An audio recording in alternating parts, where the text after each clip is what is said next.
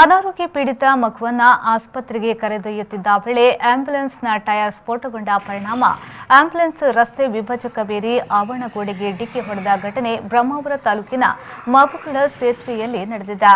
ಉತ್ತರ ಕನ್ನಡ ಮೂಲದ ಅನಾರೋಗ್ಯ ಪೀಡಿತ ಮಗುವನ್ನ ಮಣಿಪಾಲದ ಖಾಸಗಿ ಆಸ್ಪತ್ರೆಗೆ ದಾಖಲಿಸಲು ತೆರಳುತ್ತಿದ್ದ ಆಂಬ್ಯುಲೆನ್ಸ್ನ ಟೈರ್ ಏಕಾಏಕಿ ಸ್ಫೋಟಗೊಂಡಿದ್ದು ಚಾಲಕನ ನಿಯಂತ್ರಣ ತಪ್ಪಿ ಡಿವೈಡರ್ಗೆ ಹಾರಿ ಬಲಬದಿಯ ರಸ್ತೆಗೆ ನುಗ್ಗಿ ಪಕ್ಕದ ಮಾಬುಕಳ ಸೇತುವೆಯ ತಡೆಗೋಡೆಗೆ ಡಿಕ್ಕಿ ಹೊಡೆದು ನಿಂತಿದೆ.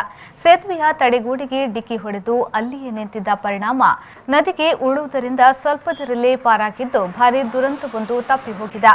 ಘಟನೆಯಲ್ಲಿ ಮಗುವಿನ ಜೊತೆಯಲ್ಲಿ ಆಸ್ಪತ್ರೆಗೆ ತೆರಳುತ್ತಿದ್ದ ತಾಯಿಗೆ ಗಂಭೀರ ಗಾಯಗಳಾಗಿದ್ದು ಬೇರೊಂದು ಆಂಬ್ಯುಲೆನ್ಸ್ ಮೂಲಕ ಆಸ್ಪತ್ರೆಗೆ ದಾಖಲಿಸಲಾಗಿದೆ. ಸ್ಥಳಕ್ಕೆ ಕೋಟಾ ಪೊಲೀಸರು ಭೇಟಿ ನೀಡಿ ಪರಿಶೀಲನೆ ನಡೆಸಿದ್ದಾರೆ.